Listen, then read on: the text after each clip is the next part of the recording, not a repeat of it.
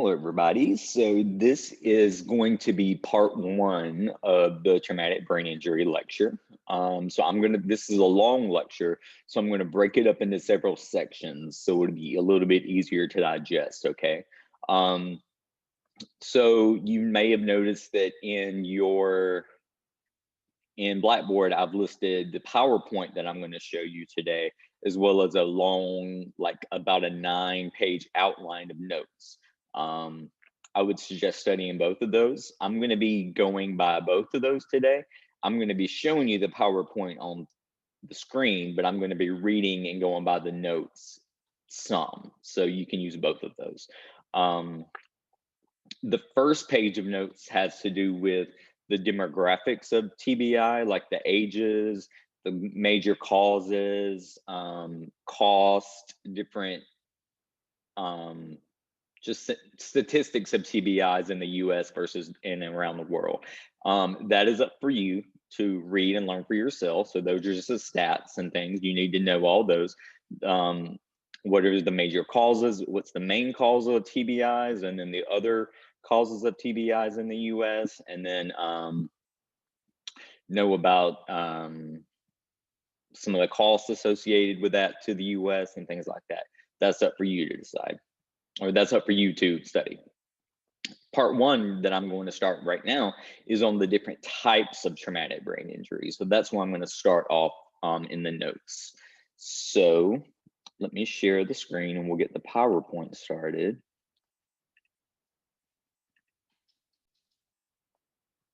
Maybe. Yes. Let me move my little box up here. Okay.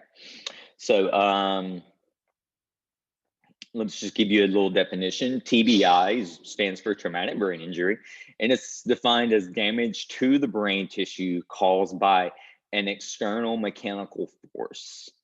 Okay, so it's going to be evidenced by loss of, this is loss of consciousness, not always, because if you have a concussion, which is a type of minor traumatic brain injury, you may not lose consciousness. Post-traumatic amnesia is a type of memory loss that happens right at the time of after the brain injury, and then you can't remember the injury or anything that happened since. Sometimes there's a skull fracture, but not necessarily, not always. And then there's got to be other objective neurological findings that can be attributed to a TBI on a physical exam or a mental status exam. So there's going to be characteristics of the person that are physically indicative of TBI, like weakness or spasticity or inability to walk or balance. And then there's also going to be lots of mental problems, as well as like memory. Speech is going to be impaired. Memory is probably going to be the biggest one they're looking for. Orientation to person, place, and time, who they are, where they are, what day of the week it is, what time it is, things like that. Usually because TBIs are mostly traumatic in nature, which they usually happen during an accident or something like that, there's usually going to be other associated comorbidities that go along with it. So think about, an example would be if a person is in a car accident and then they hit their head really hard on the dashboard or the steering wheel, say the airbag doesn't deploy. Well, they're going to get a TBI. Well, if the car flipped or if the car hit them, say T-boned them or hit them head on, they may also have a lot of broken bones too. They may have lacerations, and then they may be in the hospital for their brain injury, but then have to have surgery for broken bones and dislocated things or severed tendons and things. So all those things happen. They go along with TBIs. So you're often treating more than just the brain, you're treating the whole body. These are some of the stats I will let you learn on your own. And those are listed for you detailed in your notes. Let's start on the pathophysiology. So we'll talk about the different types of injuries. So we'll talk about focal injuries, diffuse axonal injuries, hypoxic and ischemic injuries, and then injuries that come from increased intracranial pressure, and I'll define what that means when we get there. So let's start with focal injuries first. So focal injuries are also known as a primary injury. Focal injury, primary injury can mean they're used interchangeably. This means that the injury to the brain is localized to the site under the skull where the impact took place, okay? Or most of the damage is. So under the place of the skull where the impact is, there's going to be a lot of bruising on the brain. There's going to be edema. There's going to be, there may be bleeding or a combination of all of those things. It could even be, the brain could even be lacerated if the skull was actually fractured. The skull could actually, the brain could be lacerated by a piece of the skull. We also, with a focal injury, can have what's called, we don't necessarily have to have this type of injury, but it can go along with a focal type injury. It's called, it's a French term, it's called coup counter coup injury or coup contra coup injury. I've heard people say both terms or both pronunciations. But what this means is that your brain is damaged. Say if my brain was damaged, if I got hit here by, say, a baseball, I would get damaged here, but because of the inertia of the baseball, the inertia would get transferred to my brain, and my brain would actually bounce and hit the opposite side of my skull. When it bounces off that side of that skull, it gets damaged on this side too.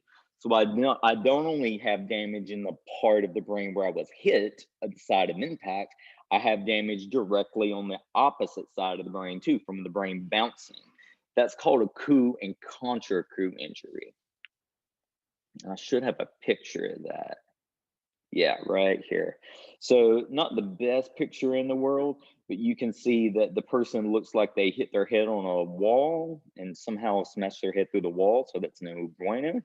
They have a skull fracture there. So you can see there's a little bit of shading on the brain.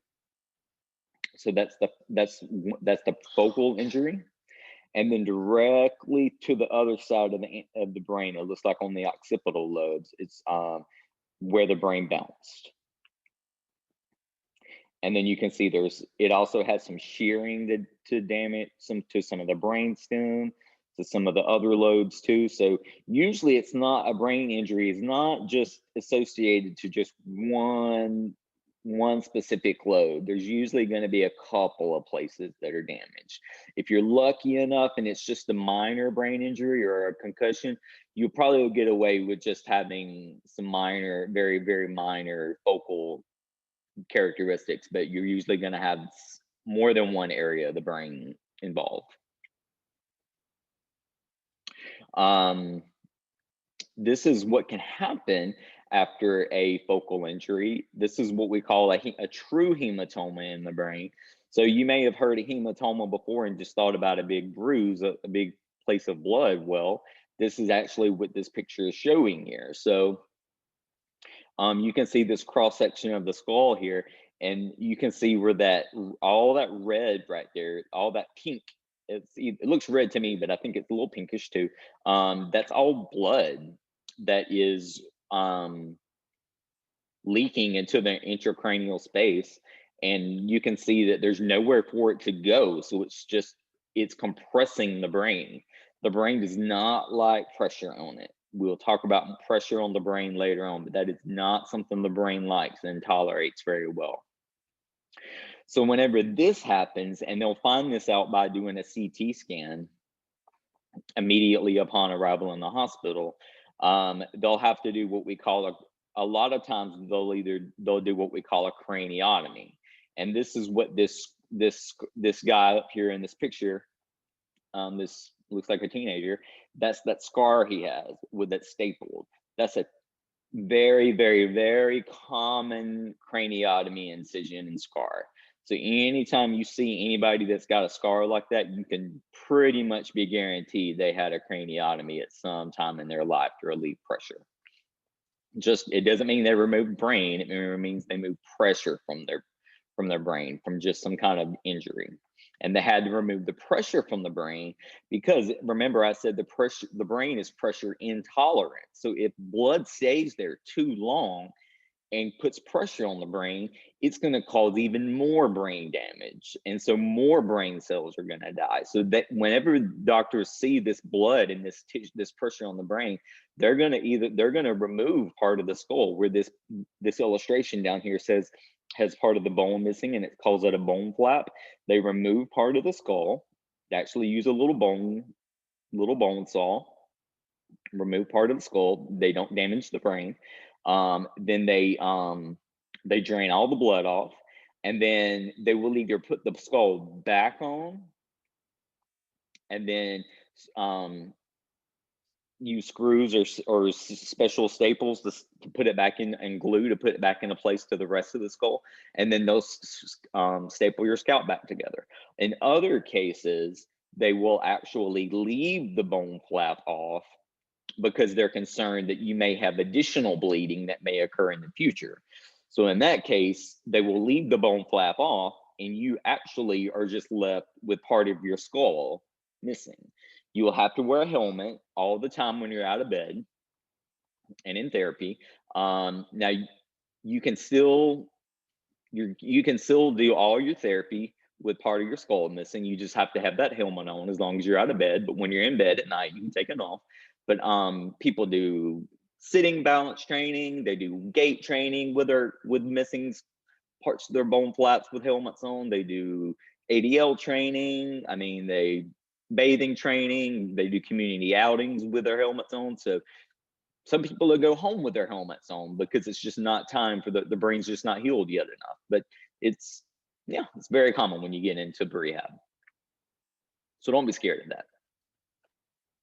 I've already mentioned that different parts of the brain are usually affected.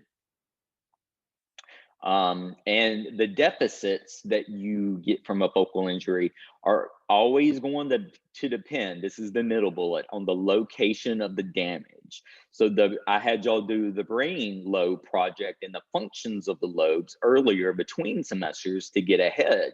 So you would, by the time we got to this chapter, you would have an idea of how to predict what somebody's deficits would be. They, like I said, they usually do a CT scan the very first thing when you arrive if a brain injury or a concussion has been suspected, because it shows a lot more blood and vascular flow and edema than an MRI does. And an X-ray will show none of that. The X-ray will show none of that. They may do a series of CTs on you over the first 1 to 2 days after being in the hospital, because they may be watching, they're going to be watching your brain to see if any of that bleeding and swelling is continuing. So that might be what they're doing for days and the first few days to make sure your swelling is not continuing in your brain. That's what they're watching before they decide if they have to do a craniotomy or not. Because not everybody with a brain injury gets a craniotomy. Don't think that, just some people do. So they'll be doing the CTs over a few days to try to see if you actually need that. This is a brain that you can see this is looking at it from the undersurface. And everywhere that's black on this brain are areas that have died. So it looks like the person got hit from the side, from one side of their head, and then their brain had a counter-coup injury, and then it hit the other side. And some of the frontal lobe got a little bit of damage too, you can tell. Okay, let's go on to the next type, diffuse axonal injuries, okay? Think of diffuse axonal injuries as true injuries to the neuron, the actual individual neurons and axons themselves, okay? So this is actually damage at the cellular level. This happens from like really high velocity acceleration and deceleration type injuries, like in race cars. This can happen. Race car drivers that have experienced diffuse axonal injuries,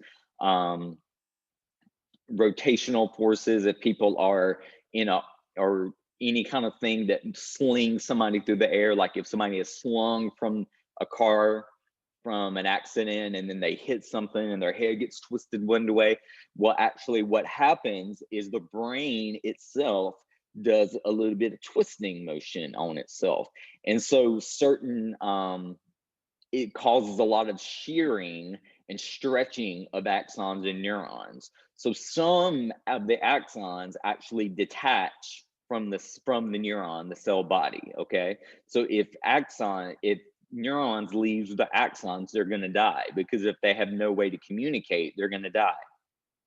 So that can be very severe, because when you have a diffuse axonal injury, it's usually widespread throughout the brain. Okay, so think of these as like let's say if you may have been rear-ended, or maybe going at a high speed and then hit from behind, or hit, I don't know, like a head-on collision is what I'm trying to say. Sports, high contact sports, high velocity sports, and contact sports, calls this, if you've ever heard of the terrible thing, pediatric shaken baby syndrome. That's the type. It happens with child abuse, actually, and neglect. But sometimes when babies, we all know babies cry, and babies cry a lot. Well, there will be times when the parents can't take the baby's crying anymore. And it could be because the baby's crying for a real reason, or the baby's just crying because babies cry.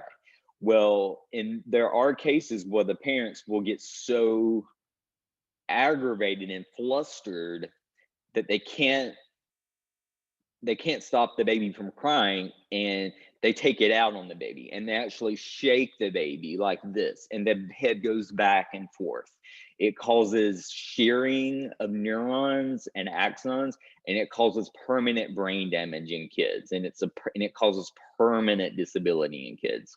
But any diffuse axonal injury, even in adults, is really severe. It's especially severe if it involves the basal ganglia or any part of the brain stem. Okay, especially if it involves those parts, but it's going to involve usually a widespread part of the brain. Let me look at my notes here. This is just a picture of what it would look like. Where this arrow says necking, that's just all that is. You can see that the blue axon has stretched, and now there's no myelin around it. So sometimes the axons will stretch and then they won't break off completely, and some myelin can reattach, and sometimes nerve endings can reattach, but this is more often happening in the periphery, not so much in the central nervous system. But this would be a picture of an axon that's just that's been stretched but not severed. But because this one has no myelin, the transmission of the nerve cell is going to be greatly decreased, if not stopped altogether. These are also very dangerous because no imaging like CTs or MRIs are able to show diffuse axonal injuries. Just because there's not a lot of edema associated with these. So what they have to do, they have to go by the neurological exam and do you have headaches? So you show up in the ER and they do the CT or MRI and you don't have a lot of edema, but you're showing memory problems and movement problems. So they're going to check you for headaches. They're going to ask your orientation. If you're dizzy, they're going to see if you're irritable and aggressive to the situation, because a lot of times with brain injury, you get angry and mad uncontrollably, or at times when it's not really needed. Concentration, and then they're going to ask a lot of memory questions. So that's kind of how they would diagnose a diffuse axonal injury, actually. So you can see this is just like this picture shows somebody going like into a whiplash situation, and you can see how these axons were not stretched so much as the last picture I showed you, but they were twisted a lot, and then it resulted to permanent death of this cell. Let me see if I'm missing anything from my notes before we move on. I don't think so. Okay, we'll move on to the last few types. So we have hypoxic injuries, hypoxic ischemic injuries. So if you know your medical terminology, hypoxic means without, hypoxic means low oxygen, and ischemic means without oxygen. So this is not a brain injury due to lack of blood flow to the brain, okay? So this can happen from a heart attack. This can happen if your heart stops for any reason, whether a heart attack or any other reason, and you're not getting oxygen to your brain, then you can have this injury. A stroke that causes a clot that blocks part of a what am I trying to say? Artery will cause an ischemic stroke or ischemic injury. If you go without oxygen, say you go into cardiac arrest, or say you're electrocuted, or you're shocked, or say you inhale water if you're in a pool or in a pond and you're near drowning and somebody rescues you. All those seconds and minutes that your brain goes without a heartbeat and without getting oxygen, you're becoming more and more hypoxic and likely to get a hypoxic ischemic brain injury. Now, true brain death doesn't happen. They say it happens around 6 to 7 minutes after all oxygen is gone, but you start to have effects of your brain starts to recognize the effects and have certain changes even after about a minute or two. So the faster you can restore blood flow and oxygen, the better off the person will be. Hypoxic ischemic injuries cause a lot of damage to the brain because if there's no blood flowing through any of the circle of Willis or any of the arteries of the brain, then the whole entire brain is getting affected all at once. So hypoxic ischemic injuries are really, I would say, I'm not going to say they're the worst types of brain injuries, because I can't really think you can make any of them good or bad, but hypoxic injuries are pretty bad because they do cause more severe global damage and much more poor outcomes than the other injuries usually. And they're particularly associated with very low and poor cognitive functioning and outcomes after injuries too. So a person with this hypoxic ischemic injury may gain some motor functioning, but they may have a lot of cognitive functioning that they may never get back. So this is a very severe injury. The other injury that you may have will come after another type of injury, usually after a focal or a diffuse axonal, or this could come from a tumor, is when you have increased intracranial pressure, and we abbreviate that ICP. And I think that's cut off on my slide because of my picture, but you can see it there. Increased ICP or ICP. This is a swelling of the fluid in the brain, and it can be either the swelling can be in the actual ventricles themselves, which we're supposed to have intracranial fluid flowing through there anyway.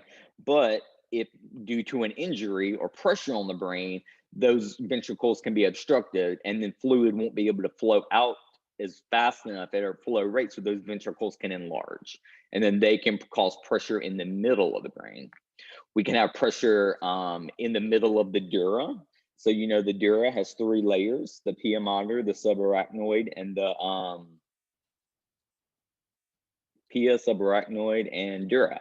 And you can, if you have a subdural hematoma, that means that you have blood or pressure under the dura. If you have a subarachnoid hematoma or pressure, that means you have blood and edema in the subarachnoid, under the arachnoid layer of the meninges. So we all have a normal amount of intracranial pressure in our brain at all time, and it's about between 4 and 15 millimeters of mercury. So millimeters of mercury is the same measurement scale that we use for blood pressure. So we use the same scale for our brain pressure too. Anything that approaches and goes above 20 millimeters of mercury will always cause ischemia and cell death. So they're always monitoring people that haven't had a craniotomy yet. They're always monitoring their intracranial pressure, because this can cause even more of a brain injury. So this is what a herniation of the brain would look like. This is what happened after, this looks like a slice of the cerebellum. And this is what happened after the intracranial pressure got to 25 millimeters of mercury. So all of that red in the middle is blood that he's leaked out. And in the very, very center of the red, you can see some some really black shiny dots, and that's necrotic brain tissue.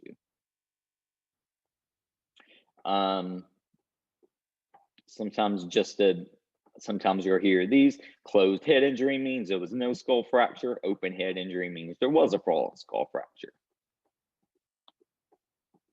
GSW stands for gunshot wound, so that will always cause an open head injury. And traumatic brain injury is just either of those. Okay, so we will pick up with common associated, we will finish this before the end of the video. Common associated injuries that happen, I'll let you look at these. Just think of anything that could happen with a major traumatic accident, like a car accident or any kind of shooting or stabbing or anything like that. Another type of injury that's come about and that's more well known and studied now are blast injuries. These happen almost always on the battlefield, and so we know a lot about these because of the war in Afghanistan and Iraq, and then through our troops fighting in the Middle East. But when bombs and artillery shells go off, the vibrations might not cause a person to get thrown or anything, but all these vibrations and bombs going off all the time, all these vibrations and these high frequency sound waves actually cause damage to little vessels within the brain. And they can actually cause symptoms of brain injuries after lots of exposure.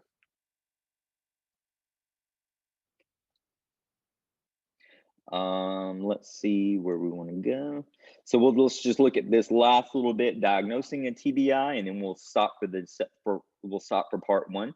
I've already said the most common way to diagnose a TBI is with a CT scan, because that identifies hematomas, edema, ventricular enlargement, or atrophy much better.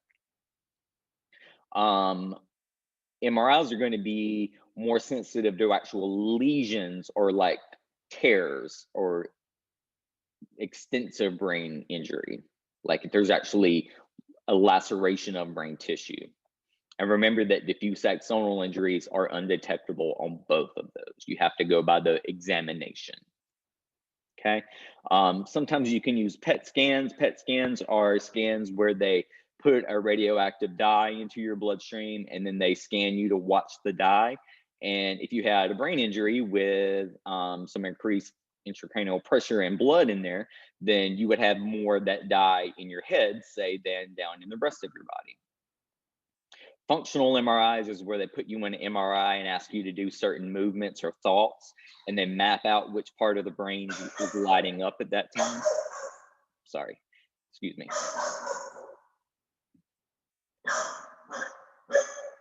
And they may see if you're using the right part of your brain, or if that part of the brain is not even lighting up at all. Okay, so that's all of part one. So we'll pick up on part two, TBI sequela and types of characteristics of brain injuries in the next part. So let me stop my share and the recording.